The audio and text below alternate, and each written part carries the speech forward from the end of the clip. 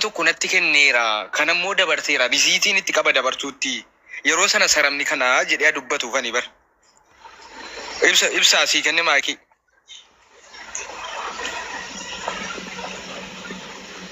ibsa miti rabai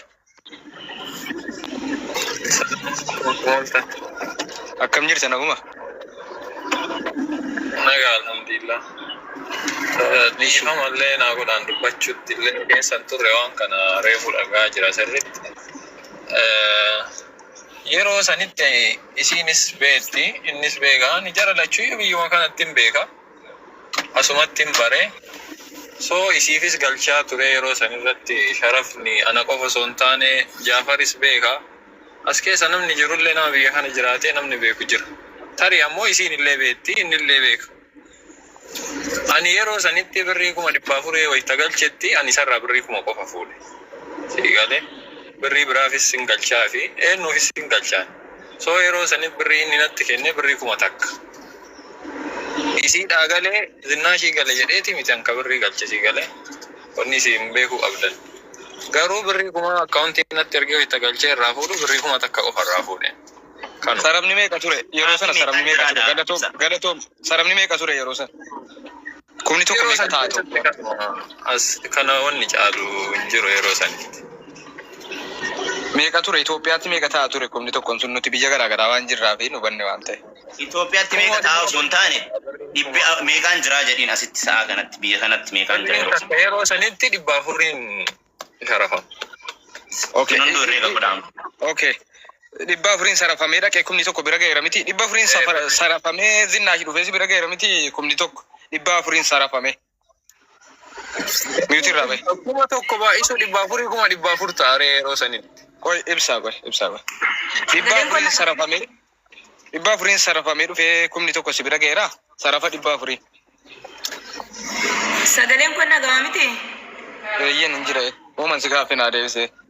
Ana sifan injirti shidis nafawa mamtu yeroo sana birritti qomeesha mana keessa na gurgurtee 426 na gashite sharafni yeroo sana birri 400 bicha miti dhageeffadha ibsaan immoo akkaawuntii kiyyaana sirra galchee hoo jedha riisiitii sanaaf ammattasu kun cabarbara sin ta'u akka ilma namaatti dubbadhaati aqiishi kanatti asii galche kan jedhu riisiitii haa fiduu jechuudha birri 1000 akkanatti zirzirii yeroo sana kan jedhu kanuma barbaada. Waan si gaaffii si galee.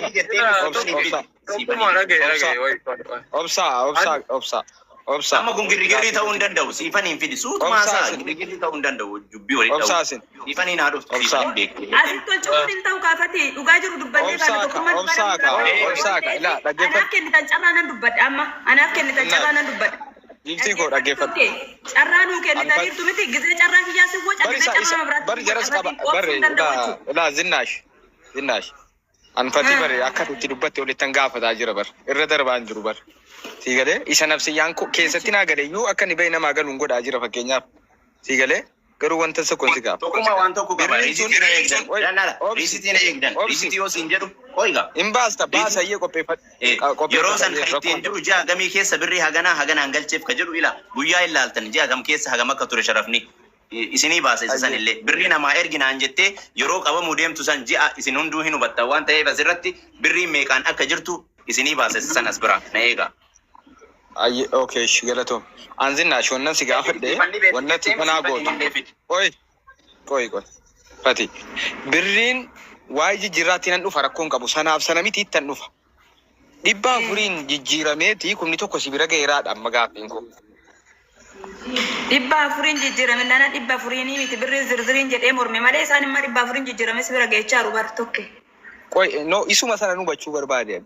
400 jijjiirame maallaqni amma jijjiiratti irratti wal dhaban. Nyaasaa wanti na. Qoy ka birriin Itoophiyaa 400 jijjiirame meeqa si bira ga'e birriin? Eenyuun sitti galchu abbaan fedha galchu. Walumaa gala saattu dhaggeeffadha. Walumaa gala saattu tokke wanta hubachuu qabdu birriin kuni 1000 saa ta'u 1500 saa ta'u birriin na bira ga'e birrii 400 duwwaa. Bakka kanuma. Galatoom okay calculate naa godhaa gaa 400 kana 400 shaallagaati 400 fidhufuu isaa calculate naa dhaa jechuudha. Kanuma dhufanatti fakkaata. Sirriidhuma akkasitti yaa. Akkasitti kumni tokko dhufeera jechuudha. Okay, sharafni isin irratti wal dhabdanii amma birrii meeqa biratti na jilaa hafee yeroo sana itti utuu jirri ragaan fidinsi gaafa yeroo sana Meeqa biratti naa hafeet? Yeroo sana birriin kuma 430 ture. Siifan barreessa. Soddoma biratti hafeen jedhaan. Waggaa dura ji'a 8 ji'a 9 kanaa saaba waggaa kanaan dura itti warra saabdan. Sarafa yeroo sana nama yeroo sana galchee qoy sarafa yeroo sana ragaa waliin qabda nama amma kana dabarsi jedhee ati ragaa waliin nama beektu kan jiraa dhiisi sarafa ji'a yeroo sana keessa nama yeroo sana birrii naaf ergee siifan baaranitti fatin naqeetoo waamuu danda'a kuno. Siifan itti asitti sheeritti godha. Kakana miti. Siifaniin belleessitu waan ta'eef sanii miti. Animmoo maqabadaa kiyya maqana belleessuun. Maqaan hin baduu barre fati. La kanaa miti kaa turkee. Ragaa qaba ragaa isinii obsa. Maqaa kee hin badin fati. Ragaa baay'ee waliin dhageenyu taanaani rakkoodha. Isi obsaasi.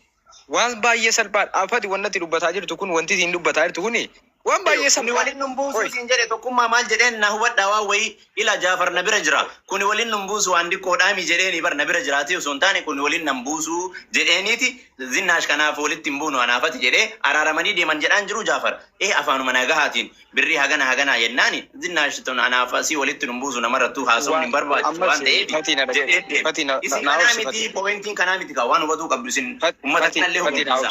Wanni isin dhaqqaateef kanaa miti waan baasu jiraadha. Wanni ani dubbattee fi an keessan dubbattee daafati dhaqi miidiyaa kana natti jettu. Adaraan dhaggeeffadha.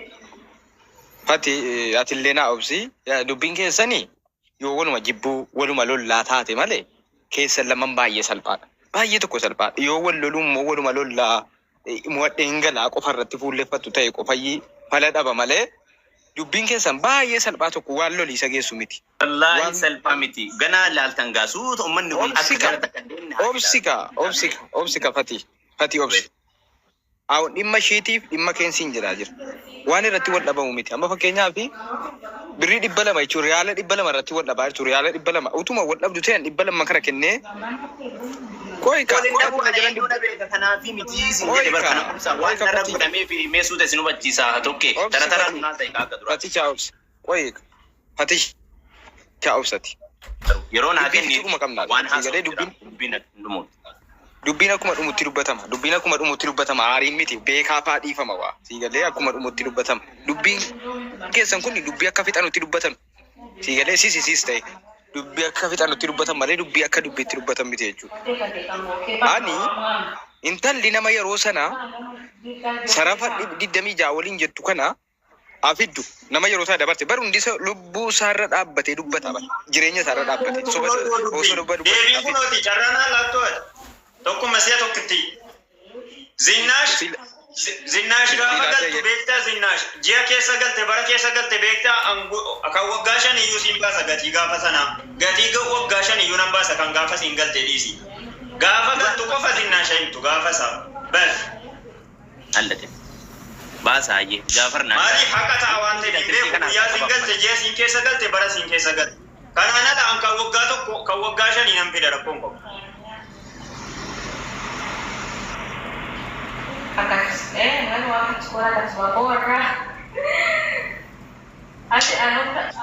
Tokkummaa si deebistee jira bar ragaa nama biraayyuu hin barbaachisu bar akka uummata hundaaf ifa ta'u ragaa wayiyyuu hin barbaachisu. Sagaleen hin jiru. Ati nama ragaa hin fidatta fati ati ragaa fidachaa jirtaane ragaa na fidadha hojjedhe hin barbaachisu maaliif jettaa ilma dhiiraatu ragaa maaliree jechuun kinoo uummata ifaa ta'u ragaan kiyyallee sobaa ta'uu danda'a.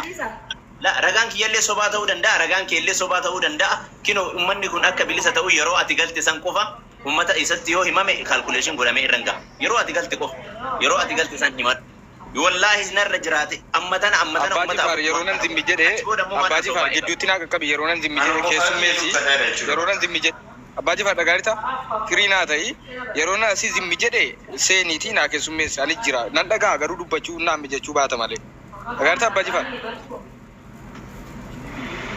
neetworkiin isaa qabaa jira itti fufa abbaan dabare.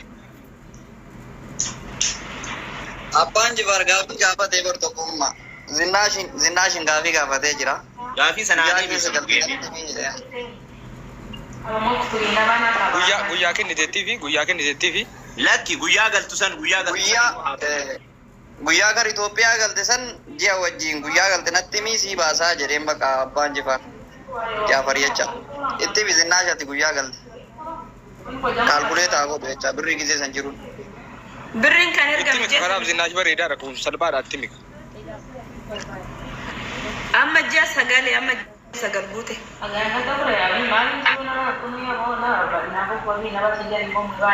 Ji'a sagal dura jechuudha.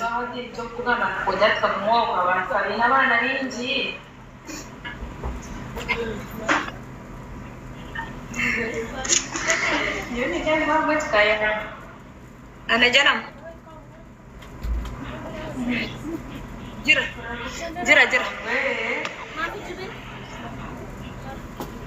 Soke para kunka.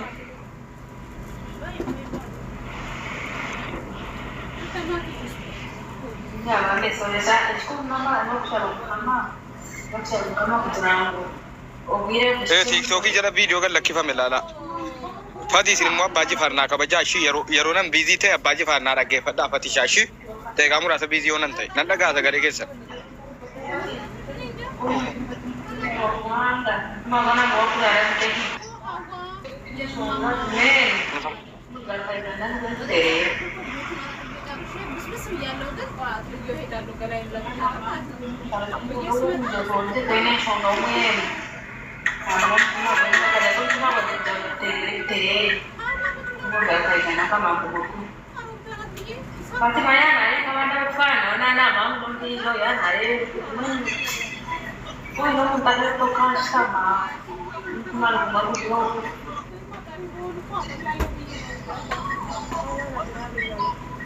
Modisar ila malu jetto jinke keessa ma ila modisar baate ti metete sen amman dubbadu tedda as keessa tese galera abaji fari buim firita guyya sagale ko jira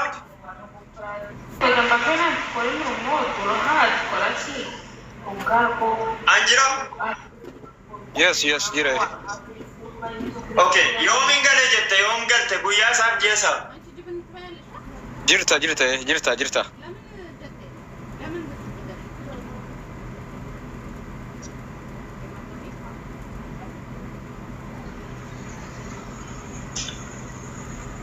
Jeesa galii bara 2000 meeqa galte?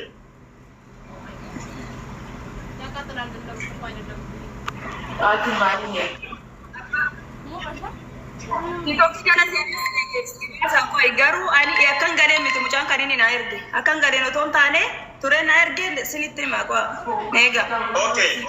Okay, isumarraa gaafa nisi erge sana guyyaaf jeesaa qofa naa himi rakkoon qabu.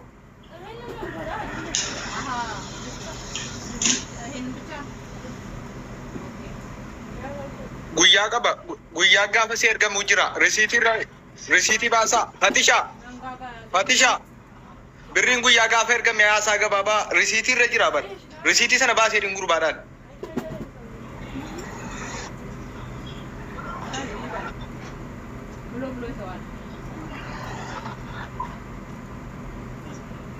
Risiitii nu baasaa Furaa belleessiteerti. Already maqaa yoo tuqaa jirsi ba'uu hin danda'a. Maqaa siin qabaan garuu siin hima maqaa. Yeroo ati suuqii banattu sana saa Fati. Bakka yeroo sanii Jaafar yeroo sanii yeroo suuqii banattu guyyaa afur moo guyyaa shanaffaa sii galche galaas wanni biraa yoo barbaachisu bari. Suuqii akka banattee yoo eega suuqii banattee hagamta. Yoo guddate torbaan anamma waggaadhaa fi akkam koo illaalaa gaseenee ma hin jira. Siyaarri kee laali. Gadiin seeniin siyaarri suuraa laali. Siyaarri kee guyyaa jijjiiran guyyaa editte. No, siyaarriin kan duraa kan ishee jala turee jiraan. Kan ishee jala turee osoo hin jijjiiratin. Okay, kanaafuu guyyaa banatte sana ilaala iyyee. Ayya.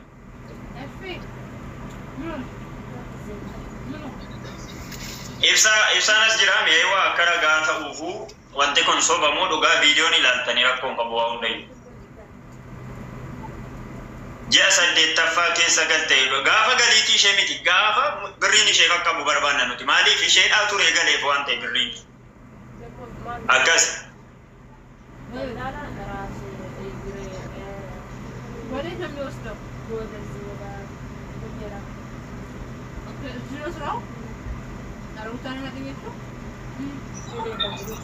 Apa tu Jafar ini? Maal jette abdii? Namni orang tu korang tu walau pun tak berbeza. Marabura pihak apa tu biar berbeza. Yaa akkas.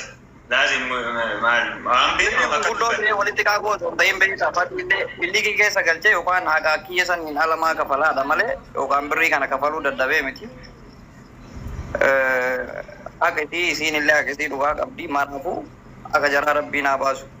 Risi TV di dia mungkin saya lalte dubin asberatin rumah tabeta. Asbiratin duma tu dubbini coomina dubbiin birrii soddoma fataashoo maqaan isaa badun jiru birrii soddoma miti waan maqaan kiyya badeef immoo isinitti maani isinii galee sagaleen kiyya nama biraatti ergamee sababbiifatiin birrii suuqa na dhorgateef na kaadee fi isiniin kennin sagaleen jedhamee ijoolleen ambaa maqaa kiyya na balleessitu keessaan maqa na badaa kiyya gaafachuu dhufe malee ankarallee akka haqa namaa fuudhee hin dhufne isinitti manaa hubadhaa waan tokko maqaan na badee maqaa kiyya keessaan dhaqanii fatiin birrii na dhorgatee fatiin suuqa na dhorgatee jedhanii ana makataa godhatanii birrii miskiinaa dhorgatuutu garana na fide malee anallee ofiin finne an miidiyaa kanarra isheetu na fide jalqabarraa sagalee isinii kaa an haqa kiyyan na aarsa naa hubadhaa ammoo erga dhugaa argitanii haqa kiyya immoo baafachuu qabaa obsaatii na dhageeffadhaa ijoollee irratti na ergaa jecha ijoollee irratti na ergaa taanaan isa barbaadda taanaan namni riisiitii narratti ergeera namni sagalee narratti ergeera amma isinitti argisiisaa jechuudha birrii namaa hin barbaadda taanaan amma isitti argisiisaani sodaa keen qabu akkas taanaan qazanee walitti haasofnaadha malee wanni maqaa si baduuf tokkollee hin jiru jechuudha dhageesse. Kiyya kana badee an sagalee maasirra kaayaa birrii soddoma fakka maqaan nan banneen beeka soddomni illee hin jiru kana waan ta'eef uummanni akka naa baru ana birrii kiyya narra jiraatee miti ka maqaa na balleessuu eegalte makataa naan godhattee birrii ijoolleen sirra jiruun ana deemtee ijoollee biratti fatiitu birrii na dhorgate fatiitu suuqii na dhorgate fatiitu akkana jedhe ka jette immoo sagalee isinii fidaan hunda keessanuu anaan naggaadamuu hin qabu anaan miskiinni booyuu hin qabu anaan rakkatuu hin qabu ijoollee mucayyoo dibooraa jedhamtu ijoollee as jala jirtu baareen keessatti ijoollee seensisaa haqni kiyya abbaan fedhe fatiin kana fudhateera jedhee natti amurteessu ragaa waliin ragaa waliin waan qabu isinii fide erga maqaan kiyya kana waan ta'eef seensisa kan na rakkisu maaliif beektaa waa'ee namaa maaliif dubbadha beektaa situ fatiitu birrii na dhorgate jettee ijoollee miskiina birrii dhorgatta sagalee kiyya qabamoo an sagalee sitti erga amma ta'icha al tokko asitti walii galuu dhuftani obboleewwan sagalee kiyya maqaan kiyya na baduun hin barbaachisu sababa fatii biraa birrii qaba jettee ijoollee dhorgattu kana waan ta'eef ijoolleen sun dhufanii fatii bira akka birriin hin jirre akka beekan barbaada ol galee birrii ijoollee yoo kennitu ta'e gara biraan kennita ana maqaan an godhattu sii galee ana haqni akka narra hin jirre uummanni muluun na haa baruuf kan narra jiraatu mootu amma kana sii kennaa jecha wanni narra jiru hin jiru waan ta'eefan inde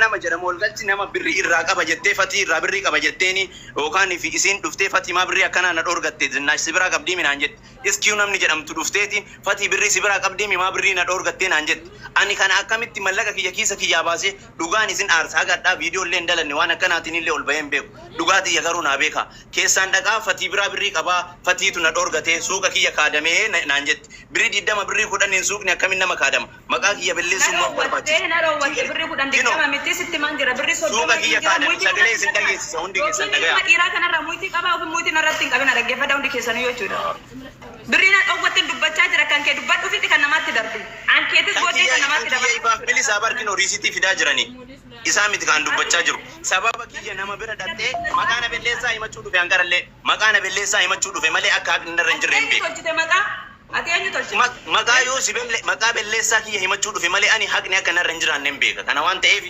dibooraa nama jedhamtu ol seensisaa ijoollee isiin birrii na dhorgate fatiin jettee birrii si dhorgatte ijoollee birrii homaa ol jecha kanaaf ol seensisaa haqa namaa yoo dubbachuu ta'e tokkummaa ol seensisaa mucaa kana dhorkaa nuraati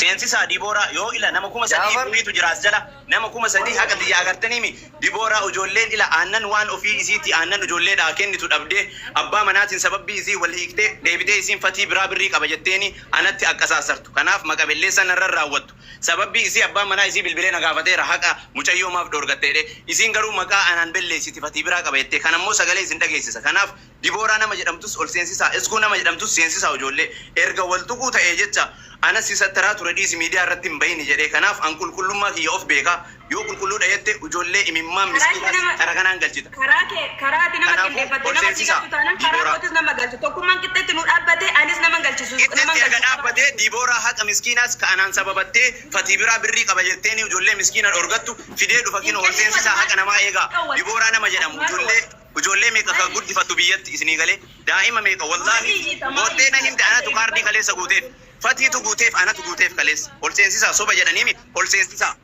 Anatu kaardii guuteef tokkummaa sagaleen haadha gaamu yoo dhugaa namaatiif kadhaabattanii anatu kaardii guuteef haadha daa'imaati waan aannan hin bitadhu dhabe jettee jecha birrii kuma meeqa isii nyaatte kanaaf dibooraa seensisaa hundi keessan dibooraa qofa osoo hin taane iskuullee sagalee kiyya itti ergaa fatiin na dhoorgate mallaqa jettee nama kana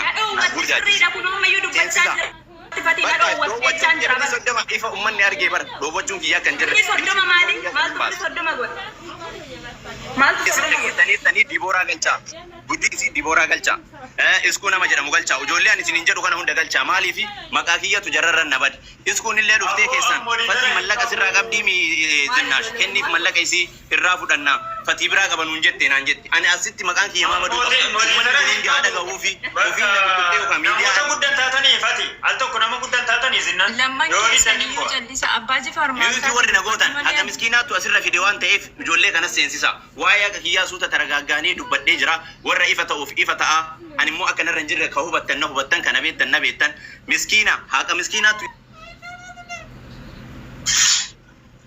ijoollee maatii ofiiti waan aannan hin bittu dhabdee rakkachaa jirtu anatu kaardii guuteef kaleessa dibooraa nama jedhamu iskuu nama jedhamu birrii meeqa jecha kana waan ta'eef ijoollee kanneen seensisa maqaan kiyya jarrarran na bade waan ta'eef ani karallee wanni an dhufeefi haqni akka narra hin jirre hin beeka haqa miskiinaattu isii fide tiiktookii irratti osoo ani taa'ii jedhuun osoo ani dhiisi jedhuun kana waan ta'eef seensisaa ijoollee yoo haqa namaa ta'ee jirtanii. Ummanni argee bara akka birriin galchaa yoo dhugaa shamaraatiif kadhaabattan ta'e dhugaa imimmaaniitiif yoo kadhaabattan ta'e seensisaa dibooraa nama jedhamuuf nama iskuu jedhamu. Fati. Anallee maqaan jara waliin qabu qabe. Koi waliin haasofnaa fati koi tokko. Koi zinnaash koi rabbeedha. Tokkoffaa yoo haasofnu miira keessan galu. Dhaggeeffadhaa. Miira keessan galu nama gurguddaa jenneerra keessaan illee dubbiin keessa waan sirriitti keessummeessa ishii xiqqooti. Waan miidiyaa gahu miti jenneerra keessaan illee isinitti himneerra. Zinnaash koi. Miidiyaa wanni gaheef. Jaafar kiyya miidiyaa wanni gaheef aboo ana makataa na godhatte wanni isiniin galleessin. Birriin soddoma miidiyaa naman geessitu obboleessa kiyya. Ijoollee yoo birrii gaafatan fatii biraa qaba jettiin sagalee na dhageeffadhaa. Koi isuma dubbachuu deema. Fati koi fati. Koi. Akka dhiiraatti haasofnee akka nama guddaatti haasofnee booda. Zinnaashni hatte isiin hatte qophii himachuudha. Amma waa'ee fatiitiif waa'ee zinnaash qofa beektan alaafaatii dhaggeeffadhu. Zinnaash hattu yoo taate qophii isiin himachuu qabdu. Maal taate fati qoya. Zinnaash qoya. Barri isin himachaan jiru maqaan kiyya maa jarra. Qoya. Amma ijoolleen kunniin akkanaa beektuuf ijoollee kana seensisaa jedhaa jiran. Ilaa mana keeffadhaa qoodee warra. Akkamitti dubbanna? Jaake nageggeessuu dandeessu ani yoo afeeti isaa abuusa wajjin inni iyyuu hin barbaadu namni deemamu jiru ummanni Oromoo kun argee jira miskiina namaa yoo baasuu barbaadan nama 300 wayi garri deemamullee hin jiru ijoollee tanniin fidaa ragaa kiyyammoo haqa kiyyammoo argitaniirtanii sababbii maqaan na belleessituuf fatii biraa birrii qaba jetteeti dibooraa fa'a kan akka iskuu seensisaa ijoollee kanaafuyyuu yoo haqa baasuu barbaadan Ani keessa na dhaga'uu hin dandeessan amma waa'ee keessa yeroo xumurree kaane ijoolleen Zinnaash himattuus qophaa'e. Ila kaha fati himattu qophaa'e amma dhimma keessan finne kana wallah obboleewwan maal taatan amma dhimma keessan finne ka fati himattu yoo jiraatte kunoo tokkummaadha abbaan manaa nu miti nu qo'an amma isin walitti tolchuu dhumne fati nu badduudha isin walitti tolchuu dhumne dhugaa gidduu keessan jiru ilaallee keessatti illee ilaalleerra asitti illee ilaallee isii fuulduratti ummata fuulduratti waan gidduu keessan jiru ilaallee kaaneeti sambooda yaa namni Zinnaas nyaatte laa kunoo tokkummaan yaa namni fatiin si nyaate yoo jiraate kunoo tokkummaan maa ummatatti yeroo dheeressina bara yeroo nutti dheerata waan ta'eef amma guyyaa birriin sun gale eegaarranu gidduudhaan walirra kaatan isin mucaan hin jiru nu biraan nu dhagaan jiru ijoolleen moodiitaraa mi'uutii isin booti isin banattanii walirra kaatan akka inni hin ta'u rakkoon qabu ijoolleen haqa nama tokkorraa qabdu anarraa ka qabdu qophaa'i wallahi tokkummaan kunoola mana isaa jirra eenyuun yoo ta'e Steppiin itti adeemnu dura dhimma keessan fixnee isin walitti nagaa goone san booda haa ta'u jechuuf malee yaa namni Zinnaash qulqulluu fatiin qulqulluu an qulqulluu jechuuf miti jechuudha. Amma guyyaan Zinnaash biyya kanaa galte osoo tan guyyaan birriin ergameef dhufutti tasgabboomne teenyee guyyaa san eegne ka waggaa 10 hin baasaarra waadaan galaaf rakkoon qabu yoo asirratti hafte akkuma gaafa ilaallu sana ni kafalta. Yoo waa sirratti namne waan dhiifa sitti balleessite dhiifama si gaafattee deemti. Yoo sirratti hafte ni kafalta. Kanuma wallahi amma kafala ummata kanarratti wallahi qasaman billahi muslima dinaariin irratti naf hinka gaddaa sharafa guyyama san bicha baasa wallahi summa wallahi bakkanaan isin irratti naf wallahi kan dubbataa jiru kan aaree ummata na dhagaa ibsaan qoftiin beekin waan kana isatu beeka ka waggaa afran irraa baasa ka waggaa takkaa dhiisa rakkoon qabu no problem guyyaa taa qofa bida amma sitti immoo